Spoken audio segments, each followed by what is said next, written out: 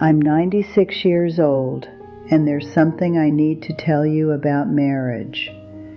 It's not something people like to hear. In fact, most people will try to ignore it.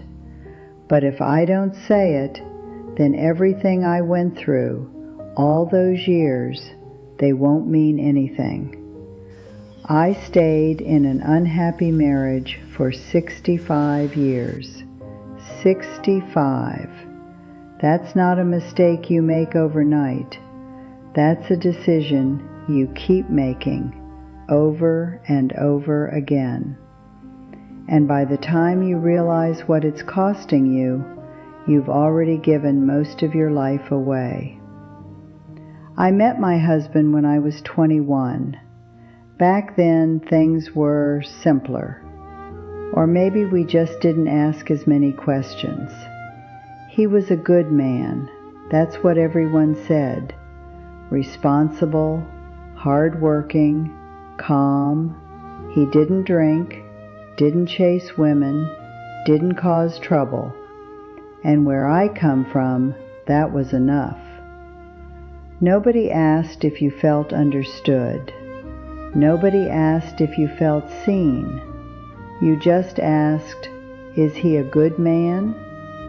And if the answer was yes, you said yes too.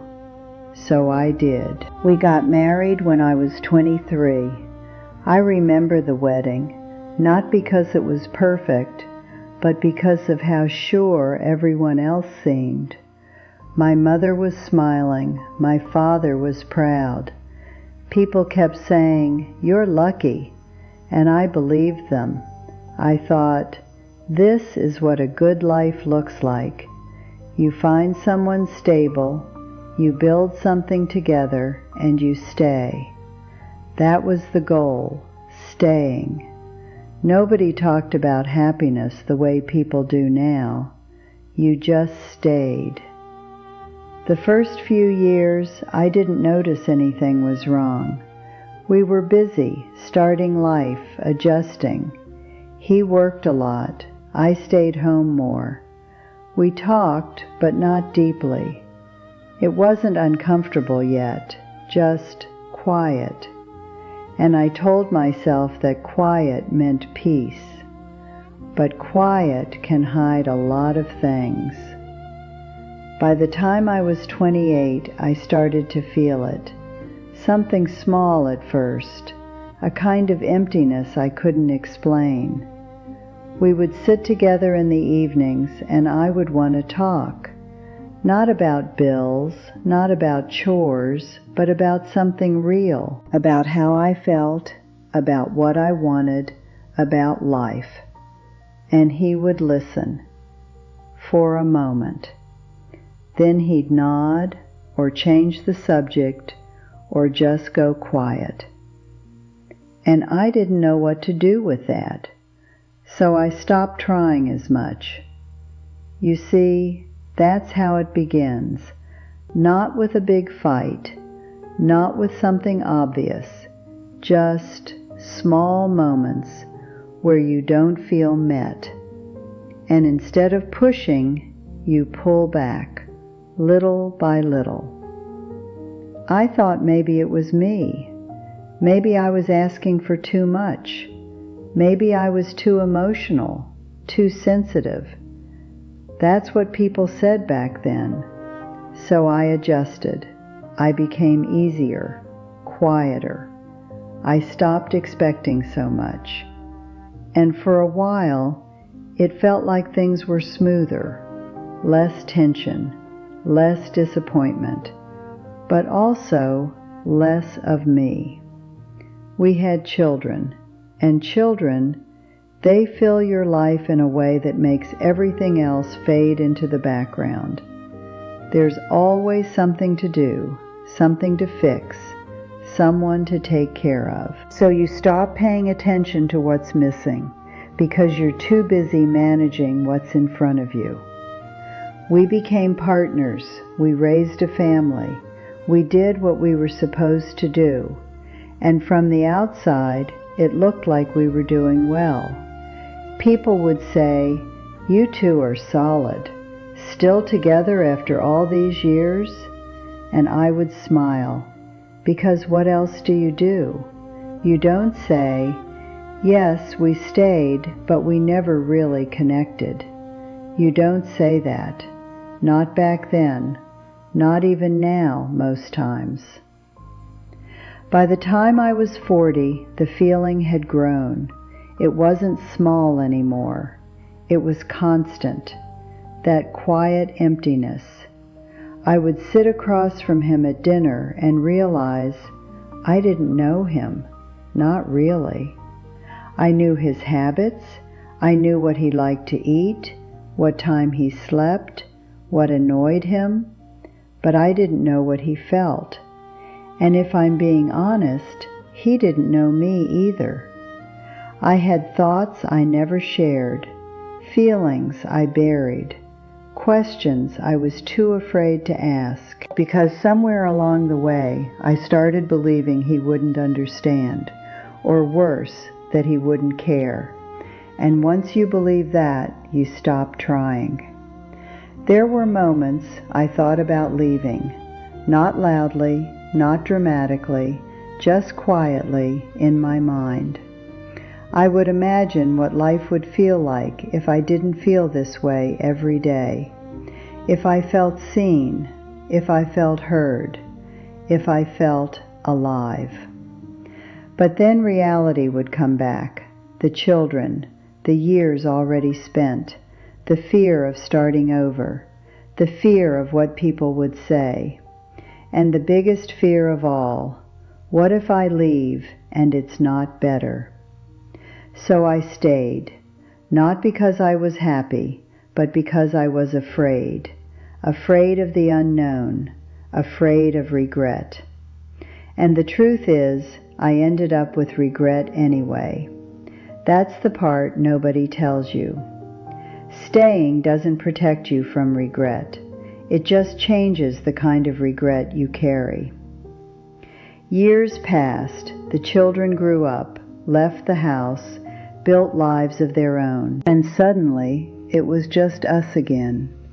Two people sitting across from each other with decades behind us and not much between us. That's when it became impossible to ignore the silence, the distance, the truth. I remember one night I looked at him, really looked at him, and I asked myself something I had avoided for years. If I met this man today, would I choose him? And I didn't have an answer. That scared me more than anything, because it meant I didn't know how I truly felt. Or maybe I did, and I just didn't want to admit it. But here's the part I need you to understand. It wasn't just him, it was me too. I had a voice, and I didn't use it. I had needs, and I convinced myself they didn't matter. I waited for him to change without ever clearly showing him what I needed. I expected him to understand without explanation, and that's not fair. People cannot meet needs they don't know exist. We were both living in the same house, but in completely different experiences, and neither of us knew how to bridge that gap. When he got older, things softened a little, not dramatically, but enough to notice. We talked a bit more, sat together more, but by then so much time had already passed, so many years of distance. You can't rebuild everything overnight, and sometimes you don't rebuild it at all. You just sit with what is.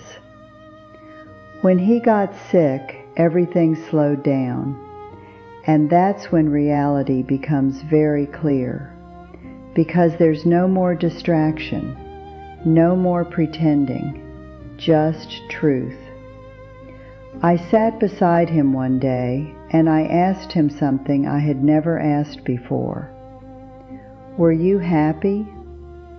He looked at me for a long time, and then he said, "I thought you were."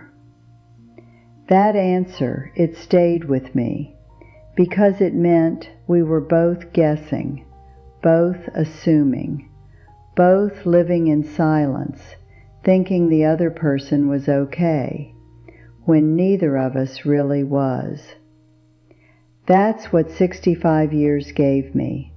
Not clarity, not deep connection, just two people who stayed but never truly met each other. When he passed, I cried. Of course I did, but not just because I lost him. I cried for what we never had, for what we could have been if we had been braver, if we had spoken more, if we had tried differently. So listen to me, because this is the truth I learned too late. Staying is not the same as loving, and time does not fix what you refuse to face. If something feels wrong, it probably is. If you feel unseen, unheard, disconnected, don't ignore it, don't bury it, don't wait for it to magically get better. Because years will pass, and one day you'll look back and realize you stayed too long. I stayed 65 years, and what it cost me was not just time. It was connection. It was understanding. It was the chance to truly be known and to truly know someone else. If I could go back, I wouldn't just ask, "Is he a good man?" I would ask, "Do I feel alive with him? Can we talk, really talk? Can we grow together, not just stay together?" Because staying is easy, but living, that's something else entirely. Don't make the same mistake I did.